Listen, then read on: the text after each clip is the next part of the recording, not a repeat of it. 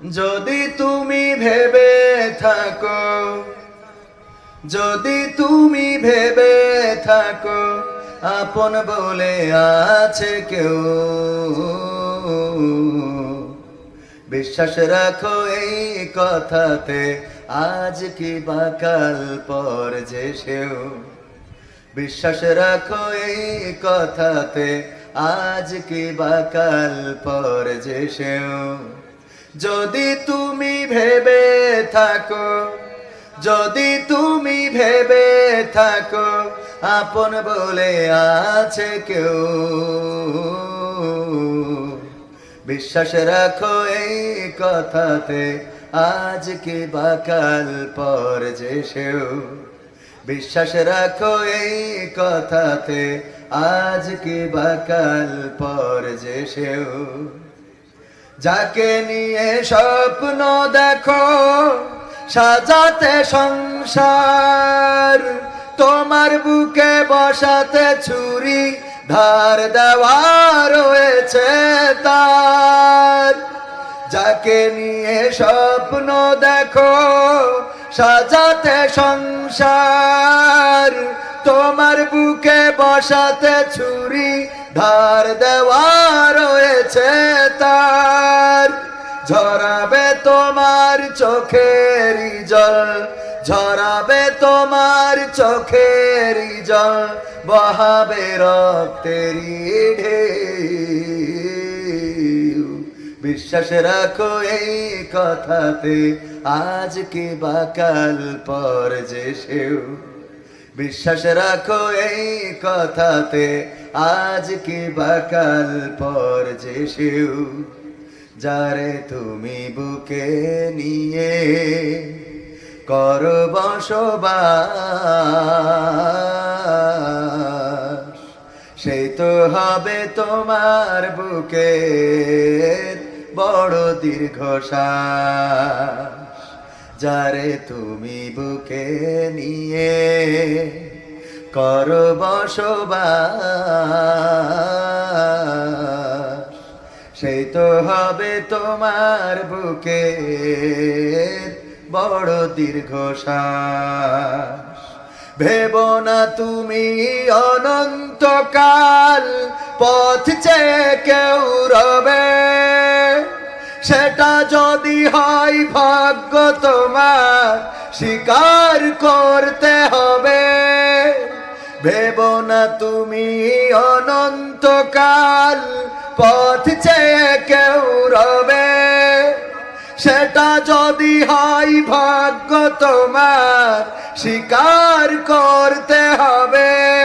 লাখে আছে তেমন কজন, লাখে আছে তেমন কজন, হাজারে কি পেয়েছে কেউ।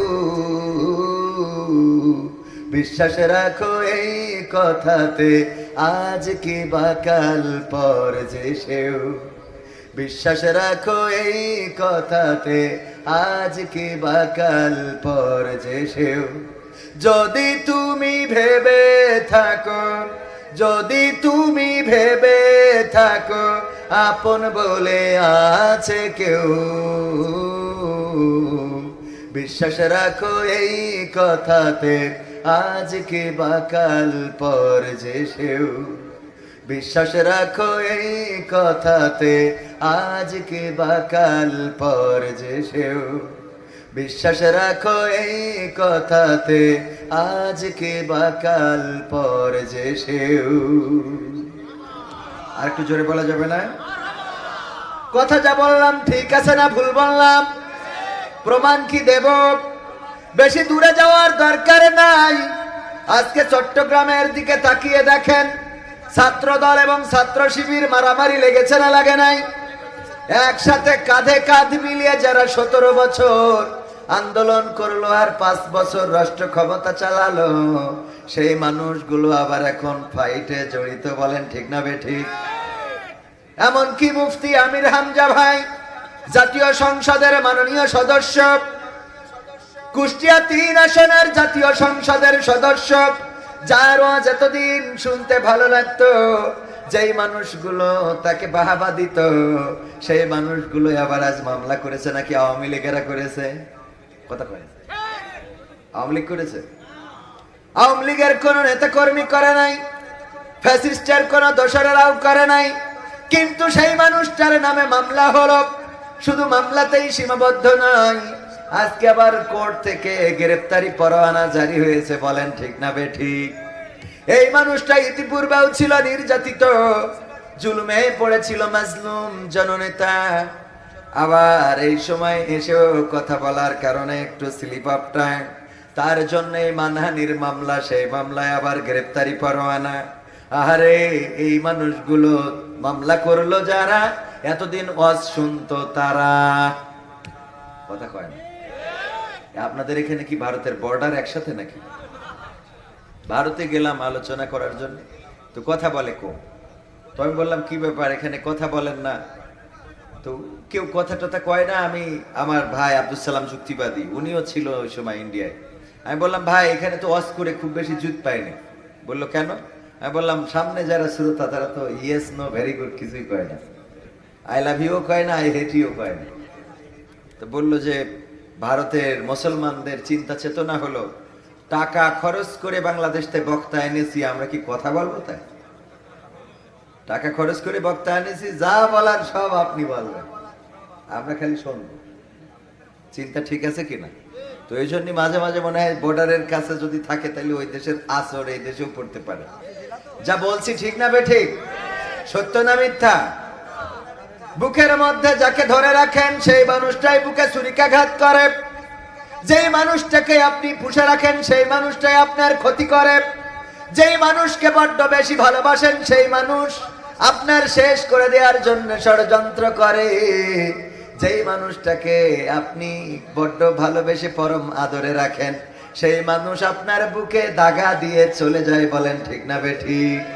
এই জন্য মনে হয় শিল্পী গেয়েছে, আপন মানুষ চেনা বড়ই দায় রে, আপন মানুষ বোঝা বড়ই দায়। ঠিক না বেঠিক? আপন মানুষ চেনা বড্ড দায়।